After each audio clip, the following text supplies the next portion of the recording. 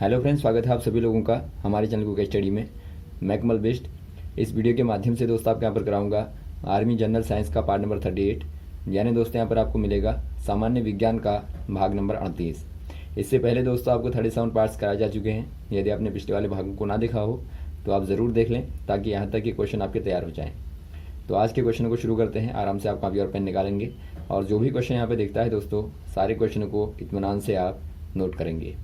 तो शुरू करते हैं क्वेश्चनों को। पहला क्वेश्चन देखिए दोस्तों, क्या दिखता है आपको। निम्न किसको वृद्धि के लिए सूर्य के प्रकाश की आवश्यकता नहीं होती है। यानी आपको पूछा गया है which does not need sunlight to grow. दोस्तों यहाँ पे देखिए, ग्रो के लिए सनलाइट की रिक्वायर्ड किसको नहीं होगी, आपको इनमें से बताना है। यहाँ पे देखिए दोस्तों, सनलाइट की आवश्यकता उनको होती है जिनके पास में क्लोरोफिल होता है, यानी कि जिनके पास में दोस्तों हरित लवक होता है, वो प्रकाश के माध्यम से भोजन को बनाते हैं। जैसा कि यहाँ पर आप देखते हैं, आपको ऑप्शन नंबर पहले में दिया है प्लांट। प्लांट के पास में, पादपों के पास में क्या होता है दोस्तों, इनके पास में हमेशा ही क्लोरोफिल रहता है, जिसके माध्यम से सनलाइट के प्रेजेंस में भोजन को बना लेते हैं, यानी इनको आवश्यकता होती है। वैसे आप सेकंड वाला देखते हैं, आपको दिया है अलगई, यानी कि शैवाल आपको दिया है। शैवालों के पास भी दोस्तों क्लोरोफिल होता है, यानी कि प्रकाश संश्लेषण के माध्यम से या फिर आप कहें फोटोसिंथेसिस के माध्यम से शैवाल जो है भोजन बनाते हैं। थर्ड वाला आपको दिया गया है बैक्टीरिया, यानी कि जीवाणु। जो बैक्टीरिया होते हैं दोस्तों, या फिर आप कहें जीवाणु जो होते हैं, इनको ग्रोथ करने के लिए सनलाइट की आवश्यकता नहीं होती। तो ऑप्शन नंबर आप सी वाले में टिक कर देंगे, बैक्टीरिया। नेक्स्ट क्वेश्चन देखिए दोस्तों, निम्न कौन पादपों में एक परिवहन ऊतक नहीं है। यानी आपको पूछा गया है which is not a transport tissue in plants. दोस्तों यहाँ पे देखिए, जो प्लांट होते हैं, खासतौर पे जो वस्कुलर प्लांट होते हैं, इनमें दोस्तों दो प्रकार के ट्रांसपोर्ट टिश्यू होते हैं, यानी कि आप इनको कहते हैं परिवहन ऊतक कहते हैं। ऊतक क्या होते हैं दोस्तों, या फिर आप कहें टिश्यू क्या होते हैं, कोशिकाओं का समूह, यानी कि जो सेल होती हैं, इनका दोस्तों समान प्रकार की जो कोशिकाएं होती हैं, एक प्रकार से जो आपकी सेम प्रकार की या फिर आप कहें सिमिलर टाइप की जो सेल्स होती हैं, उनका दोस्तों एक ग्रुप जो होता है, इसी को आप कहते हैं ऊतक या फिर आप कहें टिश्यू। तो यहाँ पे देखिए, दो प्रकार के ऐसे ऊतक होते हैं दोस्तों, जो कि भोजन को पादप में परिवहन करते हैं, यानी कि पहुँचाते हैं। इनमें से पहला वाला होता है, आप इसको कहते हैं फ्लोएम। फ्लोएम कहते हैं दोस्तों, जो क्या कार्य करता है, पादपों में जो पत्तियों के द्वारा भोजन बनाया जाता है, जो कि आप देखते हैं सनलाइट के प्रेजेंस में भोजन बनता है, इसको दोस्तों अलग अलग भागों तक पहुंचाने का कार्य करते हैं फ्लोएम। और वैसे ही आप देखते हैं सेकंड वाले होते हैं, जो कि रूट के द्वारा जो भी यहाँ पे भोजन लिया जाता है, खासतौर पर आप कह सकते हैं दोस्तों वाटर जो लिया जाता है, तो इसको अलग अलग भागों तक पहुँचाने का काम करता है जाइलम। आप इसको जाइलम कहते हैं। जाइलम का कार्य होता है दोस्तों जड़ों से ऊपर की ओर भोजन को ले जाना। तो यहाँ पर आप देखते हैं दोनों ही ऊतक दोस्तों यहाँ पर क्या है, एक प्रकार से परिवहन का कार्य करते हैं। यहाँ पर आपको थर्ड वाला दिया है दोस्तों एपिडर्मिक। जो एपिडर्मिक होता है दोस्तों, एपिडर्मिक जो होता है, ये भी एक प्रकार से प्लांट का टिश्यू होता है, यानी कि पादपों में एक प्रकार का ऊतक होता है, लेकिन ये दोस्तों परिवहन नहीं करता। यानी यह एक प्रकार से जो पादप होते हैं, जो प्लांट होते हैं, प्लांट के दोस्तों सरफेस पे पाया जाता है। सरफेस यानी कि जो बाहरी पृष्ठ होता है, वहाँ पे एक प्रकार से बिछा रहता है। तो यहाँ पर आप कह देंगे जो एपिडर्मिक है, यह एक प्रकार से परिवहन ऊतक नहीं है, या फिर आप कहें दोस्तों ट्रांसपोर्ट टिश्यू नहीं है। तो ऑप्शन नंबर आप सी वाले में टिक करेंगे। नेक्स्ट क्वेश्चन देखिए दोस्तों, नेत्र का कौन सा भाग दाता से प्रतिरोपित किया जाता है। यानी आपको बताना है which part of I is transplanted from the donor.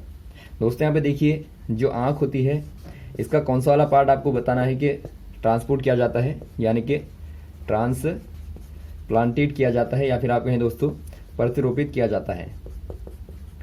इसमें से दोस्तों यहाँ पे एक भाग होता है कॉर्निया। कॉर्निया आपको मालूम होगा, जो कि बाहर से दोस्तों ये होता है, ये आपकी जो काली लेंस होती है, इसके बाहर से दोस्तों जो सफ़ेद भाग होता है, इसी को आप कॉर्निया कहते हैं। तो इस वाले भाग को दोस्तों ट्रांसप्लांट किया जाता है। तो यहाँ पर आप कह देंगे कॉर्निया। तो यहाँ पर आप कह देंगे दोस्तों कॉर्निया, ऑप्शन नंबर सी वाला। नेक्स्ट क्वेश्चन देखिए दोस्तों, अगला क्वेश्चन आपको दिखता है बल का सीजीएस इकाई में मात्रक क्या है। यानी आपको पूछा गया है what is the CGS unit of force. दोस्तों यहाँ पे देखिए, अलग अलग प्रकार के यहाँ पे यूनिटों के सिस्टम होते हैं। यूनिट कहने का मतलब है इकाई। इकाई यानी कि जहाँ पे दोस्तों राशियों को मापा जाता है, या फिर आप कहें क्वांटिटीज़ को आप मेज़र करते हैं। यहाँ पे दोस्तों आपके 2-3 एक सिस्टम होते हैं, जिनमें से मेनली आपका एसआई और सीजीएस पद्धति होती है। वैसे आपका एमकेएस का भी यूज़ किया जाता है, लेकिन खासतौर पर दोस्तों 2 के आधार पर आपको क्वेश्चन पूछे जाते हैं। यहाँ पे देखिए आपको पूछा गया है फोर्स का, यानी बल की दोस्तों आपको यहाँ पे इकाई पूछी गई है। बल का यदि आप बात करें दोस्तों, जो एसआई यूनिट होती है वो आपकी होती है न्यूटन, यानी कि न्यूटन में दोस्तों आप बल को मापते हैं एसआई में। यदि आप बात करें सीजीएस में तो यहाँ पे होती है डाइन। डाइन यहाँ पे बल का मात्रक होता है। वैसे यदि आप बात करें दोस्तों वर्क का, यानी कार्य की बात करें, तो कार्य का यहाँ पे यदि आप एसआई में देखेंगे तो यहाँ पे दोस्तों जूल होता है। यदि आप बात करें सीजीएस में तो यहाँ पे अर्ग होता है। तो ये बार बार पूछे जाते हैं क्वेश्चन, आप ध्यान देंगे। तो यहाँ पे जो आपको पूछा गया है दोस्तों, आपको बल का पूछा गया है सीजीएस पद्धति में, तो यहाँ पर आप कह देंगे डाइन, ऑप्शन नंबर ए वाला। नेक्स्ट क्वेश्चन देखिए दोस्तों, निम्न कौन सा उर्वरक सर्वाधिक नाइट्रोजन धारण करता है? यानी आपको पूछा गया है which fertiliser has more amount of nitrogen content. दोस्तों यहाँ पे देखिए जो नाइट्रोजन है ये दोस्तों यहाँ पे खास तौर पे जो पादप होते हैं, यानी जो प्लांट होते हैं, उनका मुख्य दोस्तों न्यूट्रिन होता है। न्यूट्रिन यानी कि दोस्तों पोषक तत्व के तौर पर मुख्य यहाँ पर नाइट्रोजन होता है। यानी कि पादपों को ग्रोथ करने के लिए दोस्तों क्या रिक्वायर्ड होती है? नाइट्रोजन की खास तौर पर रिक्वायर्ड होती है। तो यहाँ पर आपको दिए गए हैं, यदि आप दोस्तों यहाँ पर फर्टिलाइज़र का इस्तेमाल करते हैं, फर्टिलाइज़र यानी कि जो उर्वरक होते हैं, इनमें दोस्तों आपका सर्वाधिक नाइट्रोजन वाला कौन सा है आपको बताना है। यहाँ पे दोस्तों आप इस्तेमाल करते हैं यूरिया का। यूरिया यानी कि यदि आप इसका फॉर्मूला देखें दोस्तों NH2CO NH2 होता है। तो यहाँ पे दोस्तों जो नाइट्रोजन की अमाउंट है, मात्रा है, वो आपकी सर्वाधिक होती है। तो यहाँ पर आप टिक कर देंगे ऑप्शन नंबर सी वाले में, यूरिया में। नेक्स्ट क्वेश्चन देखिए दोस्तों, निम्न कौन एक अधातु विद्युत की अच्छी चालक है? यानी आपको पूछा गया है which non metal is the good conductor of electricity. दोस्तों यहाँ पे देखिए, यहाँ पर आपकी शर्त क्या है, कंडीशन क्या है? नॉन मेटल है। कंडीशन दी है कि नॉन मेटल होना चाहिए, नॉन मेटल, और जो कि दोस्तों इलेक्ट्रिसिटी का कंडक्शन करे। खास तौर पे यदि आप देखें दोस्तों, जो नॉन मेटल होते हैं यानी जो धातुएं होती हैं, इलेक्ट्रिसिटी का और साथ में हीट का दोस्तों कंडक्शन नहीं करती हैं। लेकिन यहाँ पर आपको ऐसा नॉन मेटल बताना है जो कि कंडक्शन करता है। पहला दोस्तों आपको यहाँ पे दिया गया है सेलेनियम। सेलेनियम को दोस्तों यहाँ पे देखिए दोनों श्रेणियों में रखा जाता है, नॉन मेटल में, नॉन मेटल यानी कि अधातु में, और साथ में दोस्तों मेटलॉइड में यानी कि उपधातुओं में। उपधातुएं क्या होती हैं दोस्तों? मेटल और नॉन मेटल के बीच के होते हैं। ये आपका सेलेनियम नहीं होगा। सेकंड वाला आपको दिया गया है सिलिकॉन। सिलिकॉन क्या होता है दोस्तों? यह एक प्रकार से मेटलॉइड होता है, यानी कि उपधातु होती है, या फिर आप कहें सेमीकंडक्टर होता है, यानी ये भी दोस्तों एक प्रकार से नहीं होगा। थर्ड वाला आपको दिया गया है डायमंड। डायमंड क्या होता है दोस्तों? यानी हीरा जो होता है, हीरा कार्बन का अपर रूप होता है, यानी कार्बन का क्या होता है? एलोट्रोप होता है। एलोट्रोप यानी कि दोस्तों अपर रूप होता है, जो कि एक प्रकार से आप कह सकते हैं कार्बन का दोस्तों प्योरेस्ट फॉर्म होता है, जो कि इलेक्ट्रिसिटी का दोस्तों क्या होता है? नॉन कंडक्टर होता है, यानी कि वैद्युत का चालन नहीं करता है। तो आपका यहाँ पे लास्ट वाला बचता है, यानी कि आपका डी वाला बचता है दोस्तों, जो कि दिया गया है ग्रेफाइट। और ग्रेफाइट क्या होता है दोस्तों? ये भी कार्बन का एलोट्रोप होता है, जो कि इलेक्ट्रिसिटी का दोस्तों क्या करता है? कंडक्शन करता है, यानी विद्युत धारा का चालक होता है। तो यहाँ पे ग्रेफाइट ही आंसर हो जाएगा। तो ऑप्शन नंबर आप यहाँ पे डी वाले में टिक कर देंगे, ग्रेफाइट में। नेक्स्ट क्वेश्चन देखिए दोस्तों, कौन सी गैस वायुयान के टायरों में भरी जाती है? यानी आपको पूछा गया है which gas field in aeroplane tyres. दोस्तों यहाँ पे देखिए जो गैसें फील्ड होती हैं, इनके आधार पर 2-3 क्वेश्चन आते हैं। पहला आपका आता है दोस्तों बैलून के आधार पर। जो बैलून होता है दोस्तों, यानी जो गुब्बारे होते हैं, वहाँ पर कौन सी गैस भरी जाती है? यहाँ पर खास तौर पे दोस्तों हीलियम यानी कि He, जो कि एक प्रकार से इनर्ट गैस होती है, इसको भरा जाता है। नेक्स्ट आपका आता है दोस्तों एयरप्लेन में या फिर आप कहें एरोप्लेन में। एरोप्लेन में दोस्तों जो गैसें भरी जाती हैं ये खासतौर पर आपकी नाइट्रोजन भरी जाती है, नाइट्रोजन गैस का यहाँ पर इस्तेमाल होता है। वैसे ही आपका आता है इलेक्ट्रिकल बल्ब में। जो इलेक्ट्रिकल बल्ब होते हैं यानी जो विद्युत बल्ब होते हैं दोस्तों, वहाँ पर मुख्यतः 2 प्रकार की गैसें भरी जाती हैं, जिनमें से नाइट्रोजन है या फिर दोस्तों आर्गन भरी जाती है। इनका इस्तेमाल क्यों किया जाता है दोस्तों? क्योंकि जो बल्ब होता है, बल्ब के अंदर जो फिलामेंट होता है ये दोस्तों आपका टंगस्टन का होता है। टंगस्टन की रिएक्शन यहाँ पे दोस्तों O2 के साथ में ना हो या फिर आप कहें टंगस्टन का ऑक्सीडेशन ना हो, इसके लिए यहाँ पे N2 या फिर आर्गन का इस्तेमाल किया जाता है। तो यहाँ पर जो क्वेश्चन पूछा गया है आपको, एरोप्लेन का टायर पूछा गया है, इनमें दोस्तों नाइट्रोजन गैस फील्ड होती है। तो ऑप्शन नंबर आप यहाँ पे बी वाले में टिक कर देंगे। नेक्स्ट क्वेश्चन देखिए दोस्तों, न्यूट्रॉन की खोज किसने की, यानी आपको बताना है हु डिस्कवर्ड न्यूट्रॉन। इसके आधार पर दोस्तों आपको पहले ही बताया जा चुका है, ईंट पर नाच आपको याद रखना है। जहाँ पे ई से इलेक्ट्रॉन हो गया, इलेक्ट्रॉन की खोज की थी दोस्तों थॉमसन ने या फिर आप कहें जे थॉमसन ने, यहाँ पे इलेक्ट्रॉन की खोज की थी। वैसे ही आप बात करें पर यानी पैसे दोस्तों आपका प्रोटॉन होगा। प्रोटॉन की खोज की थी दोस्तों आर फॉर रदरफोर्ड, यानी आप यहाँ पे कह देंगे रदरफोर्ड। वैसे ही आप बात करें दोस्तों न से आपका न्यूट्रॉन होगा। न्यूट्रॉन की खोज की थी मतलब चैडविक ने, यानी यहाँ पर आप कह देंगे चैडविक ने दोस्तों न्यूट्रॉन की खोज की थी, डिस्कवर किया था। तो ऑप्शन नंबर यहाँ पर आपका बी वाला राइट होगा। अगला क्वेश्चन देखिए दोस्तों, एक तत्व का परमाणु भार होगा, यानी आपको पूछा गया है atomic mass of an element is equal to. दोस्तों यहाँ पे देखिए, माना आपके पास में कोई एलिमेंट है, एलिमेंट आपको मालूम होगा दोस्तों, यहाँ पे एक प्रकार से यहाँ पे एटॉम होते हैं, इनमें यानी परमाणु होते हैं, जिनके नाभिक में क्या होता है, प्रोटॉन और न्यूट्रॉन होते हैं। इलेक्ट्रॉन दोस्तों चारों ओर चक्कर लगाते हैं।